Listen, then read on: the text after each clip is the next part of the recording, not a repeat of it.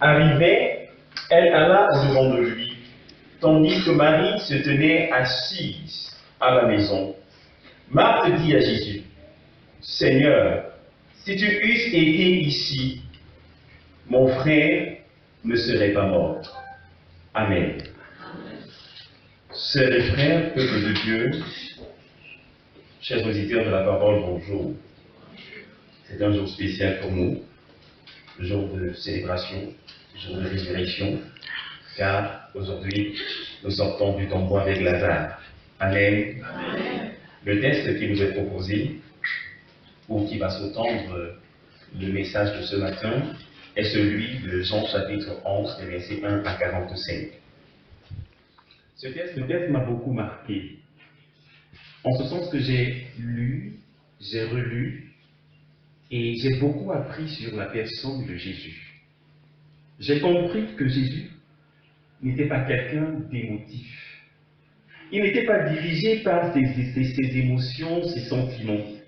Il n'était pas quelqu'un de paresseux, quelqu'un de peureux. Il ne se laissait pas stopper par les menaces des hommes. Jésus n'était pas quelqu'un de fanfaron, ce n'était pas un thaumaturge. Son désir n'était pas d'impressionner, de susciter de l'admiration, encore moins de plaire. Jésus était assez rangé, guidé par un seul but, accomplir sa destinée, faire l'œuvre de son Père, glorifier sur la terre son Père. Voilà, bien-aimés, ce qui guide ou ce qui a guidé la vie terrestre de notre Maître. Marthe et Marie étaient les sœurs de Lazare. Lazare était un ami de Jésus. Et cet ami de Jésus est tombé malade, gravement malade. Les deux sœurs envoyèrent quelqu'un dire à Jésus, « Dis-lui que Lazare, celui-là qu'il aime, son ami, est gravement malade. » Elle s'attendait certainement à ce que Jésus se dépêche, à ce que Jésus abandonne tout et qu'il court pour venir au secours de Lazare. Mais à leur grande surprise, Jésus ne se presse pas. Bien plus, il va faire 2 jours là où il était, avant même de prendre la résolution d'aller vers Lazare ou vers Marthe et Marie. Chose curieuse pour beaucoup. Qu'est-ce qui peut faire que Jésus reste dans le calme? Que Jésus ne s'empresse pas? Que Jésus ne court pas pour aller vers ce qui semble urgent, vers ce qui semble pressant? Qu'est-ce qui peut expliquer et justifier le calme de Jésus? Bien-aimé, la réponse est dans le texte, le verset 4. Jésus dit, lorsqu'il reçoit la nouvelle, cette maladie n'est point à la mort, mais elle est pour la gloire de Dieu, afin que le Fils soit glorifié par elle. Jésus savait la prophétie qui s'attachait à la vie de Lazare. Il avait la révélation cachée derrière la maladie de Lazare. Et parce qu'il a la révélation, alors il n'est pas guidé par les émotions. Parce qu'il a la révélation, il n'est pas guidé par ce qui semble urgent. Parce qu'il a la révélation, il n'est pas dirigé par ce qui semble important. Pour lui, ce qui est important, urgent, c'est ce que Dieu dit de la situation. Et lorsque, mes bien-aimés, nous n'avons pas comme Jésus la révélation, nous nous laissons dominer par la peur, par les critiques montent, les pleurs, les plaintes, les murmures, les grincements de dents. Tout cela caractérise un certain déséquilibre au-dedans de nous. Lorsqu'on n'est pas dirigé par la révélation, on vit en permanence dans les agitations. Même des choses qui semblent être bonnes, que nous posons, demeurent de l'agitation, parce que cela n'avance en rien la situation. Marthe et Marie sont dans des plaintes. La preuve, c'est qu'au verset 21 et verset 32, elles disent à Jésus, si tu eusses été ici, notre frère, ton ami ne serait pas mort. Autrement dit, Jésus, tu es responsable. Jésus, tu arrives trop tard. Jésus, qu'est-ce qu'on peut encore faire? Maintenant, c'est fini. Il est mort, enterré, et même son sang. Pour Marie et Marthe, qui n'ont pas la révélation, Jésus arrive trop tard. Pour les disciples qui n'ont pas la révélation, Jésus court un risque. Et ils sont dans la panique. Ils disent à Jésus, mais comment tu peux vouloir rentrer en Judée? Rappelle-toi qu'il y a seulement 4 jours, on voulait te lapider. Comment tu peux encore oser dire que nous rentrions en Judée? Ils n'ont pas la révélation, alors ils sont dominés, phagocytés par la peur.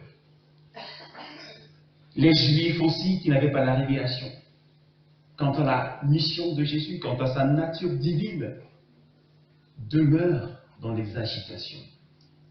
Quand ils voient Jésus venir, ils disent, mais s'il a ouvert les yeux des aveugles, ne pouvait-il pas aussi venir et empêcher que cet homme ne meure?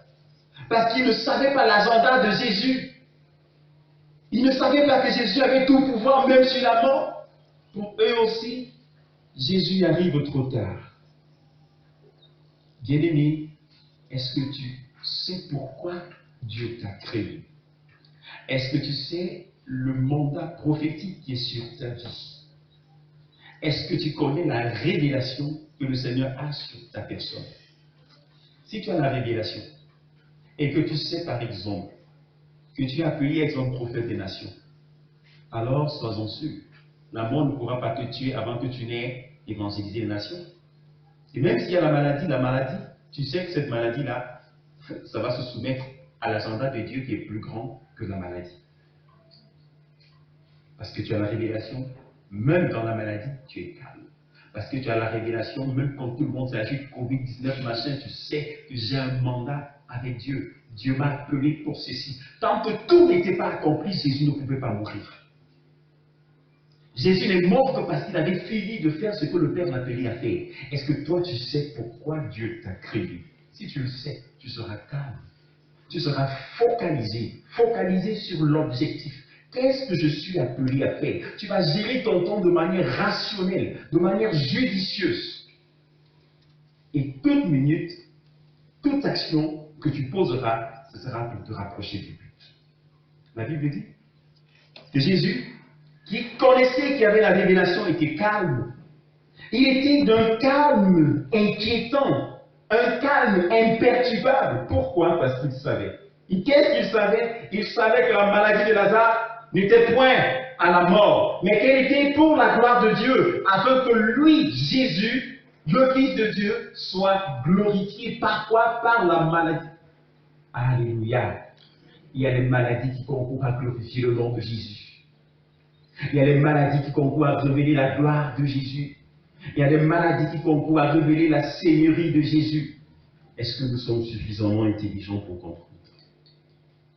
Si la maladie peut glorifier Jésus, la question la plus simple que tu devrais te poser, est-ce que ma santé glorifie Jésus? Si les gens peuvent être glorifiés à partir de la mort, si Jésus peut être glorifié à partir de la mort de l'homme, demande-toi si toi, ta vie peut donner à Jésus la gloire, ou rendre à Jésus la gloire. Bien-aimé, j'ai dit, cette maladie n'est pas pour la mort, mais elle est pour la gloire de Dieu. Jésus connaît l'appel et le mandat de Dieu qui est sur sa vie. Il a la révélation. Et lorsqu'on marche dans la révélation, on peut dormir même dans la tempête. Parce qu'on sait que les eaux ne nous submergeront point. Lorsqu'on marche dans la révélation, mes frères et mes sœurs, et qu'on connaît le plan de Dieu pour sa vie, même dans la vallée de l'ombre de la mort, on ne craint aucun mal. Parce qu'on sait que le Seigneur est avec nous. Lorsqu'on a la révélation, même lorsque les ennemis assaillent, nous affluent et viennent nombreux contre nous, nous savons que s'ils sont venus par un chemin, ils vont s'enfuir par 7 chemins. Ésaïe 59, verset 19. Ésaïe le savait. Lorsqu'on a la révélation, on peut le confesser. Que Dieu seul, pour nous, c'est la majorité. Ils vont venir par un chemin, mais ils s'enfuiront par 7 chemins. Si l'ennemi vient comme un fleuve, il s'enfuira, car l'Esprit de l'Éternel en moi le mettra en fuite. Lorsqu'on a la révélation, on peut demeurer dans la quiétude comme David, qui pouvait dire dans le psaume 27, verset 4, verset 2, « Quand des méchants s'avancent contre moi pour dévorer ma chair, ce sont mes ennemis et mes persécuteurs qui chancellent et qui tombent. » Est-ce que tu crois que le Seigneur a un projet pour toi? Est-ce que tu connais le projet que le Seigneur a pour toi? David disait, « Lorsqu'une armée se lèvera contre moi pour dévorer ma chair, mon cœur sera malgré tout plein de confiance. » Est-ce que toi, tu demeures dans la confiance ou tu vis dans l'agitation? La seule chose qui puisse justifier l'agitation dans ta vie, c'est le fait que tu sois ignorant et que tu ne saches pas ce que le Seigneur t'appelle à être et à faire. Si tu sais ce qu'il t'appelle, si tu sais, si tu es son serviteur, comme Jésus, tu connaîtras ses projets pour tout ce qui t'arrive. Tu sauras que même une maladie peut être là pour t'enseigner. Tu sauras que une joie débordante peut être là pour te dire fais attention. Marthe croyait, ainsi que Marie, en la résurrection. C'est pourquoi quand Jésus leur dit, je suis la résurrection et ton frère ressuscitera. Il dit, oui Seigneur, je le sais. Je sais qu'il ressuscitera au dernier jour. Marthe croyait en la résurrection, mais seulement elle croyait en la résurrection du dernier jour. Marthe croyait en la résurrection du dernier jour. Mais Jésus lui dit, pas besoin d'attendre le dernier jour, car moi je suis là. Et je suis moi qui te parle. Je suis la résurrection, je suis la vie. Bien-aimé, pas besoin d'attendre le dernier jour pour ressusciter, car Jésus est là. Pas besoin d'attendre le dernier jour pour vivre son miracle, car Jésus est là. Pas besoin d'attendre. Il est là maintenant pour te donner ce que Dieu a promis. Il te suffit juste de croire et de te connecter à la prophétie. Jésus est là. Il n'est pas seulement ressuscité, mais il est la résurrection. Est-ce qu'on comprend, bien aimé, ce que cela signifie et ce que cela implique? C'est ce matin que le Seigneur m'a donné de comprendre pendant que je dormais, je méditais sur le texte. Dieu me donne de comprendre qu'il n'a pas dit qu'il est ressuscité, mais il a dit qu'il est lui-même la résurrection.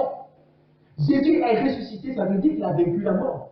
Mais dire qu'il est la résurrection, ça veut dire qu'il est l'esprit de vie. Il est l'esprit vivifiant.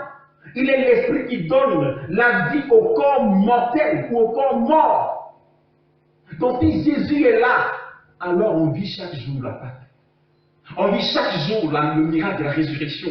Si Jésus est là, la mort n'a pas de pouvoir. La mort arrête son activité. Parce que l'esprit de vie habite en nous. Jésus n'est pas seulement ressuscité, mais il est l'esprit vivifiant, l'esprit qui donne la vie, l'esprit qui entretient la vie en nous. Est-ce que c'est de cette façon que vous avez reçu Jésus? Est-ce que c'est de cette façon que vous croyez en Jésus? Est-ce que vous croyez qu'il est l'esprit qui donne la vie et qu'il est l'esprit qui entretient cette vie? Est-ce que vous croyez qu'il est la résurrection, lui-même la résurrection? Bien-aimé, recevez Jésus comme la résurrection et vous marcherez dans la plénitude. Vous marcherez dans la victoire, dans la domination. Vous comprendrez davantage pourquoi Jésus pouvait dire tout pouvoir m'a été donné dans le ciel et sur la terre.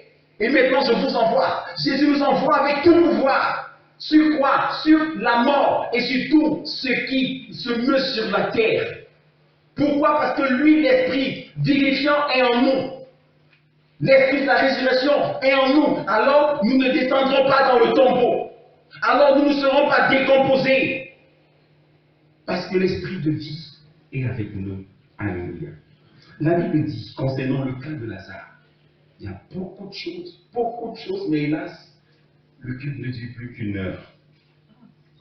La mort de Lazare était pour la gloire de Dieu.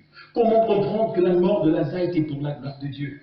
Comment comprendre? Qu'est-ce que Jésus veut nous enseigner par là? Bien-aimés, il y a eu plusieurs cas de résurrection dans la parole. Rappelez-vous, Jésus a ressuscité qui? La fille de Jairus. Et quand Jésus a ressuscité la fille de Jairus, quelle était la pensée des hommes? Ils ont dit non. Comme la fille là, on vient de déclarer sa mort, c'est sûr qu'elle n'était pas vraiment morte. C'était un coma prolongé. Donc, il n'a pas vraiment fait le miracle. Ils ont douté. Ils n'ont pas cru que Jésus avait le pouvoir sur la mort. Deuxième cas de résurrection dans Luc chapitre 7. La résurrection du fils de la veuve de Naïm. Jésus a attendu que la mort soit constatée et que les hommes se mettent en branle pour aller enterrer. Et c'est lorsque les hommes sont en train d'aller enterrer et que cette pauvre veuve qui n'a qu'un seul enfant, qui sent le poids, qui est meurtrie par le départ de son fils unique, c'est lorsqu'elle réalise en fait qu'elle a tout perdu. Et Jésus lui dit, je suis la solution. Je suis celui qui peut te donner ce que tu as de précieux. Et quand Jésus arrive, il a arrêté le cortège. Et il tient la main du jeune homme, il dit, lève-toi. Et là, les gens ont dit, non, mais il est mort. Et puis on continue à l'étudier. Alors, dans le troisième cas, on vient dire à Jésus, Lazare est malade. Jésus dit, non, cette fois-ci, là, ça va attendre. On dit, non, Jésus, dépêche-toi. Il dit, non, ça va attendre. On dit, Lazare est mort. Il dit, je sais. Et il fait 2 jours. Il quitte le 2e jour pour arriver le 4e jour. 4 jours, pas après la mort, 4 jours après l'inhumation. Je ne sais pas combien de temps ils ont pris pour pleurer. Mais après l'enterrement, ça faisait 4 jours qu'il avait été enseveli. Et quand Jésus arrive 4 jours après son ensevelissement, Jésus sait que tout le monde sait qu'il est déjà mort. Il a même mal à confesser. Il dit, mais où est Lazare? Parce que les gens arrivent, les gens s'agitent, les gens pleurent. Les gens disent, mais si tu étais là, il ne serait pas mort. Les Juifs, les femmes juives l'insultent. Ils disent, mais tu as obéi les dieux des aveugles, pourquoi tu n'as pas ressuscité Lazare? Tu dis que tu l'aimes. On commence à incriminer. Et pourquoi Jésus pleure? Quand on dit Jésus pleure, pourquoi il pleure? Il pleure à cause de l'incrédulité. C'est pas parce qu'il aimait trop Lazare, parce qu'il savait ce qu'il devait faire pour Lazare. S'il savait qu'il devait ressusciter Lazare, il n'avait pas besoin de pleurer sur Lazare. Il ne pleure pas sur Lazare, mais il pleure à cause de l'incrédulité. Les hommes ne croient pas en lui. Les hommes ne croient pas qu'il ait l'esprit d'édiction. Alors il pleure. Et il dit, où est-ce qu'il est? Et quand on lui montre la tombe de Lazare, Jésus arrive face au tombeau, il voit qu'il y a une grosse pierre, il dit, roulez-moi cette pierre. Et Marthe s'interpose pour dire, Seigneur, il est mort depuis 4 jours et son corps est décomposé, il sent, il pourrit déjà. Jésus frémit encore. Comme lorsqu'il a pleuré, on a dit, Jésus a frémi, il a pleuré. Ici encore, on dit, Jésus frémit. Il commence à dire, Marie se dit autour de lui, comment il ne comprend pas, depuis que je lui dis que je suis la résurrection, depuis que je lui dis que son frère est là, comment il commence et continue à demeurer dans son incrédulité. Et Jésus dit, ôtez-moi la pierre. Bien-aimé, lorsque la pierre est roulée, alléluia, lorsque la pierre est roulée, Jésus dit d'une voix forte, Lazare, sors! Et la Bible dit, Lazare est sorti. Lazare n'a pas eu besoin qu'on vienne le délier pour qu'il sorte. Chez les Juifs, quand tu mourais, on t'entachait avec des bandes. On attachait tout ton corps, on mettait tes mains, tes bras le long du corps, on attachait. Les pieds étaient joints, on les attachait. La tête, on mettait un linceul, un morceau de tissu, on enroulait ta tête avant de te mettre dans le sépulcre. Mais la Bible dit qu'au son de la voix de Jésus, le mort n'a pas résisté. L'acier qui se décomposait s'est remise à sa place. Les os et tout ce qui était déjà endommagé, les asticots et tout ce qui était à l'intérieur ont sauté. Tout ce qui était pourri a repris la vie. Et même les bandes qui liaient Lazare n'ont pas empêché à Lazare de sortir du tombeau au nom de Jésus. Rien ne pourra te retenir dans le tombeau lorsque Jésus te demande de sortir. Jésus dit sort, même les bandes la Bible dit que Jésus et Lazare est sorti, et c'est quand ils sont que Jésus dit déliez-le. À quel moment est-ce qu'on a délié? Après qu'il soit sorti. J'ai une bonne nouvelle pour toi.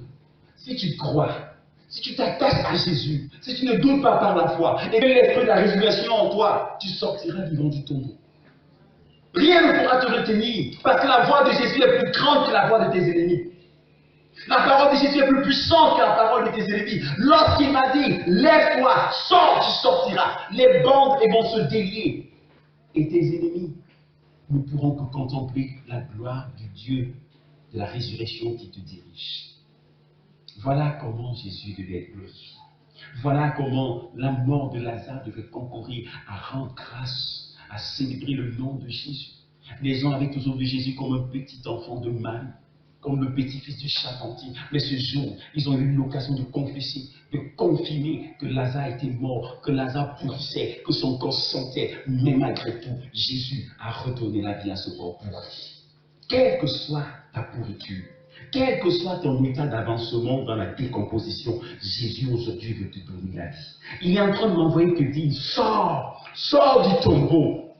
Tu as juste besoin d'écouter la parole du Seigneur et de te laisser transporter par sa voix. Lorsque tu obéis à la voix de Jésus, lorsque tu crois en sa parole, même les bandes, même les liens, les chaînes les plus puissants ne pourront pas te retenir dans le tombeau ou dans la mort, dans les liens de la mort. Tu sortiras. Et quand tu sors vivant. Voilà la bonne nouvelle de la résurrection de Lazare. Jésus veut que nous ressuscitions aujourd'hui avec Lazare. Saisissez la prophétie. Il dit, je sors du tombeau.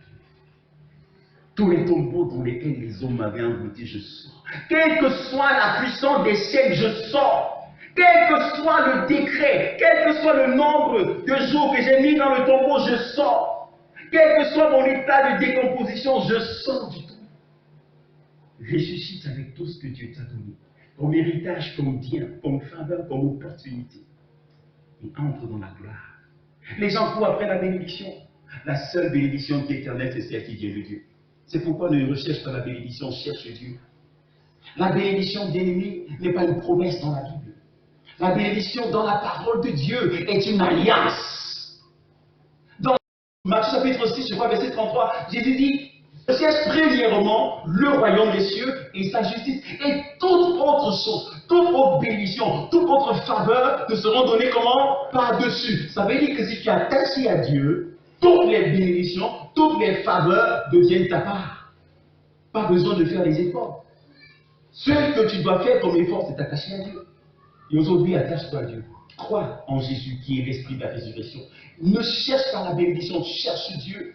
Et la bénédiction va te poursuivre au nom de Jésus. Je confesse comme serviteur de Dieu que si tu reçois cette parole et tu crois, ton histoire change. Tu sors du tombeau et tu triomphes avec Christ, le ressuscité. Qu'il te bénisse et qu'il te donne d'étendre son règne sur la terre. Qu'il te accorde la révélation de ta vie afin que tu vives de manière utile à influencer les nations, à posséder le royaume pour la cause de Christ.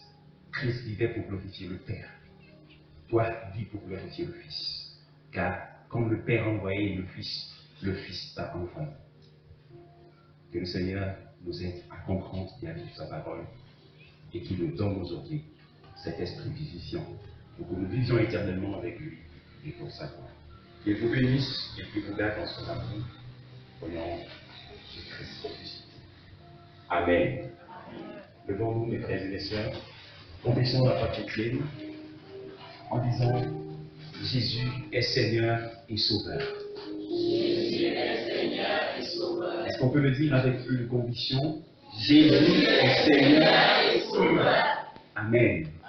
Reconnais Jésus comme ton Seigneur personnel, comme ton Sauveur personnel, alors tu ne resteras pas dans le tombeau. Amen. Et on nous assoit.